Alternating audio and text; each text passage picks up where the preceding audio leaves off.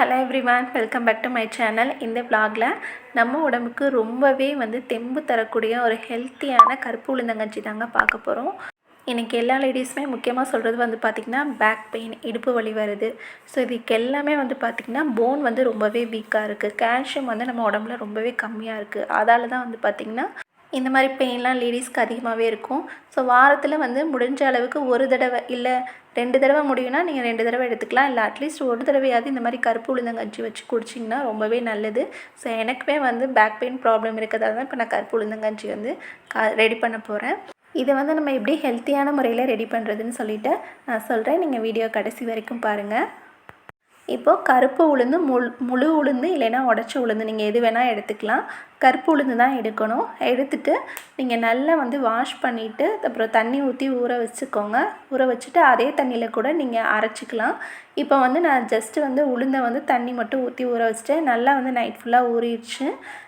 இப்போது இதை நல்லா வாஷ் பண்ணிவிட்டு 3 தடவை வாஷ் பண்ணிவிட்டு இப்போ மிக்சியில் தான் அரைக்க போகிறேன்.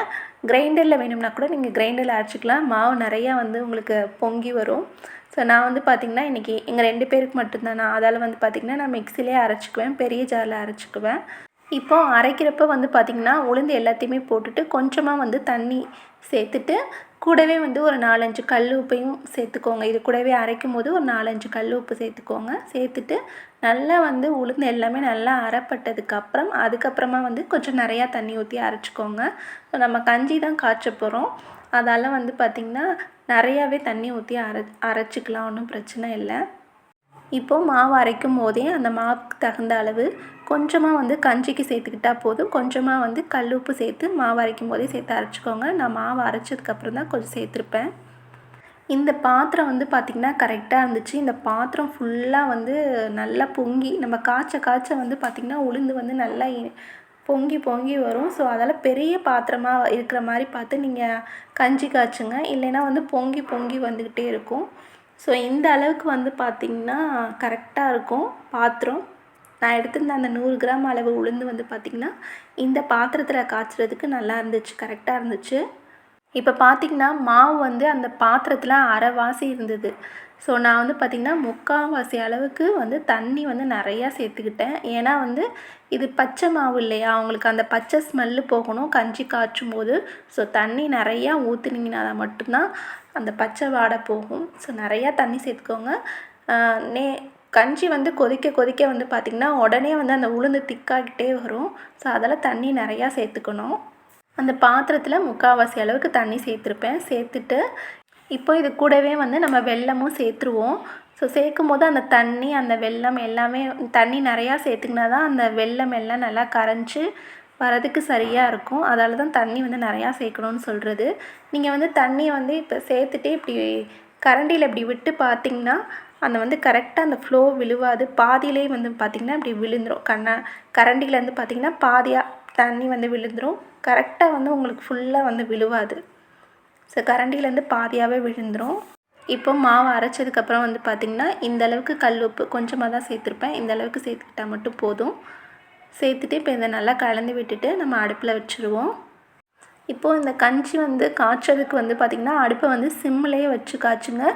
கஞ்சி லாஸ்ட்டாக ரெடி ஆகிற வரைக்கும் அடுப்பை சிம்மில் வச்சுக்கோங்க. ஏன்னா உளுந்து உங்களுக்கு பொங்கி பொங்கி வரும். ஸோ அதால் தான் சொல்கிறேன், அடுப்பை சிம்மிலே வச்சுக்கோங்க. இப்போது இன்னும் இந்த கஞ்சி சூடாகவே இல்லை. நான் உடனே பார்த்திங்கன்னா இதுக்கு தேவையான அளவுக்கு கருப்பட்டி தான் சேர்க்க போகிறேன். முக்கியமாக பார்த்திங்கன்னா கருப்பட்டி தாங்க சேர்க்கணும். அச்சு வெல்லமோ இல்லை நாட்டு சர்க்கரை இந்த மாதிரிலாம் எதுவுமே சேர்க்கக்கூடாது. ஸோ ஹெல்த்தியாக நம்ம உடம்புக்கு இடுப்புக்கு ஸோ அந்த கால்சியம் சத்து வேணும்னா கண்டிப்பாக நீங்கள் கருப்பட்டி தான் சேர்க்கணும். கன்சீவாக இருக்கவங்கன்னா கருப்பட்டி அதிகமாக எடுத்துக்கும் போது அது யூட்ரஸ்க்கு ரொம்பவே நல்லது. ஸோ பனவெல்லத்துக்கு இன்னொரு பேர் பார்த்திங்கன்னா கருப்பட்டி தான். ஸோ யூட்ரஸ்க்கு கருப்பைக்கு ரொம்ப ஹெல்ப் பண்ணுறதால தான் இது கருப்பட்டினே சொல்கிறாங்க. நான் கையிலே தாங்க எடுத்து போடுவேன். ஸோ எனக்கு மெஷர்மெண்ட் எவ்வளோன்னு தெரியல.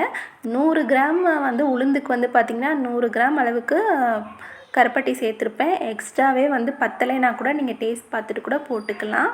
ஸோ நான் எப்போவுமே கையிலே எடுத்து போட்டுருவேன். எனக்கு கையில் போட்டு போட்டு பழக்கமாயிடுச்சு. ஸோ போட்டு பாருங்கள். உங்களுக்கு இன்கேஸ் உங்களுக்கு அந்த டேஸ்ட்டு இனிப்பு டேஸ்ட்டு இல்லைன்னா இன்னும் கொஞ்சம் கூட நீங்கள் கருப்பட்டி சேர்த்துக்கலாம். இப்போ உங்களுக்கு கொதிக்க கொதிக்க வந்து பார்த்திங்கன்னா அந்த வெல்லம் அப்புறம் அந்த தண்ணி எக்ஸ்ட்ரா சேர்ந்தது எல்லாமே ஈக்குவலாக ஒன்றா கரைஞ்சி உங்களுக்கு கரெக்டாக வந்து திக்காயிட்டே வரும். திக்காயிட்டு நல்லா வந்து பார்த்திங்கன்னா இந்த ஸ்டேஜுக்கு வந்துருச்சு. நல்லா திக்காயிடுச்சு ஒரு 10 மினிட்ஸ்லேயே. அதோட பச்சை வாடையும் உங்களுக்கு போயிடும். இப்போ வந்து பார்த்திங்கன்னா ஏலக்காய் பவுடர் வந்து போட்டுக்கலாம். கொஞ்சமாக ஒரு 1/4 டீஸ்பூன் அளவுக்கு ஏலக்காய் பவுடர் போட்டுக்கலாம்.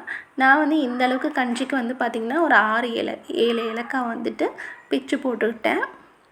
கஞ்சி வந்து எப்படி ரெடி ஆயிடுச்சு அப்படின்னு கண்டுபிடிக்கணும்னா நல்லாவே வந்து உங்களுக்கு கஞ்சி திக்காயிட்டு நல்லா உங்களுக்கு ஸ்மெல்லு வர ஆரம்பிக்கும். அந்த பச்சை வாடை எல்லாமே போயிடும். ஸோ அப்போ தான் வந்து நம்ம கஞ்சி ரெடி ஆயிடுச்சுன்னு அர்த்தம். ஸோ இந்த அளவு கஞ்சிக்கு பார்த்திங்கன்னா ஒரு 6 கீத்து தேங்காவை பொடி பொடியாக நறுக்கிட்டு மிக்சியில் போட்டுட்டு ஸோ அந்த பூவை தான் வந்து லாஸ்ட்டாக வந்து சேர்த்துருப்பேன். நம்ம கஞ்சியை வந்து இறக்குறதுக்கு ஒரு 5 மினிட்ஸ்க்கு முன்னாடி வந்து பார்த்திங்கன்னா இந்த தேங்காய் திருகலை போட்டால் போதும். பாருங்கள், கஞ்சி வந்து உளுந்தங்கஞ்சி சூப்பராகவே வந்து ரெடி ஆகிடுச்சு. பார்த்தாவே உங்களுக்கு தெரியும்னு நினைக்கிறேன். இப்போ எங்கள் அம்மாலாம் வந்து பார்த்திங்கன்னா டக்குன்னு மாவு ஆட்டிகிட்ருப்பாங்க. உளுந்து ஆட்டிகிட்ருக்கும் போதே ஒரு 2-3 கரண்டி எடுத்து வச்சுக்குவாங்க உளுந்து. ஸோ அதில் வந்து தண்ணி கரைச்சிட்டு தேவையான வெல்லம், ஏலக்காய் எல்லாமே போட்டு நல்லா கொதித்ததுக்கப்புறம் தேங்காய் துருவி போட்டு இறக்கி கொடுப்பாங்க. ஸோ ரொம்பவே நல்லாயிருக்கும். வெல்லம் உளுந்தெல்லாம் அச்சு வெல்லம் போட்டு பண்ணும்போது ரொம்ப டேஸ்ட்டாக இருக்கும். ஆனால் நமக்கு அதை விட ரொம்ப ஹெல்த்து முக்கியம். ஸோ இந்த கஞ்சியும் குடிக்கிறதுக்கு ரொம்ப சூப்பராக இருக்குங்க. கருப்பு உளுந்தும் அந்த கருப்பு டீ சேர்க்கும் போது தான் அதோடய டேஸ்ட் நல்லாயிருக்கும். அச்சு வெல்லம்லாம் சேர்க்காதீங்க. நம்ம வந்து கருப்பு உளுந்தங்களி பண்ணுறோம் பார்த்திங்களா, அதுக்கு வந்து கருப்பு உளுந்தும் கருப்பட்டி சேர்க்கும் போது தான் டேஸ்ட்டு நல்லாயிருக்கும். அதே மாதிரி தான் கருப்பு உளுந்தங்கஞ்சிக்கும் கருப்பு உளுந்தும் அந்த கருப்பட்டி சேர்க்கும் போது அதோடய டேஸ்ட்டும் வேறு லெவலில் இருக்கும். கண்டிப்பாக ட்ரை பண்ணி பாருங்கள். இந்த கஞ்சி ரொம்பவே டேஸ்ட்டாக வந்திருந்தது. நீங்களும் நான் சொன்ன மாதிரி இதே மாதிரி ஹெல்த்தியான முறையில் ட்ரை பண்ணி பாருங்கள். உங்கள் ஃபீட்பேக்கை மறக்காமல் கமெண்ட் பாக்ஸில் சொல்லுங்கள். வீடியோ யூஸ்ஃபுல்லாக இருந்துச்சுன்னா மறக்காமல் என்னோடய சேனலை சப்ஸ்கிரைப் பண்ணிக்கோங்க. கூடவே லைக் அண்ட் ஷேர் பண்ணுங்கள். தேங்க்ஸ் ஃபார் வாட்சிங். பாய்.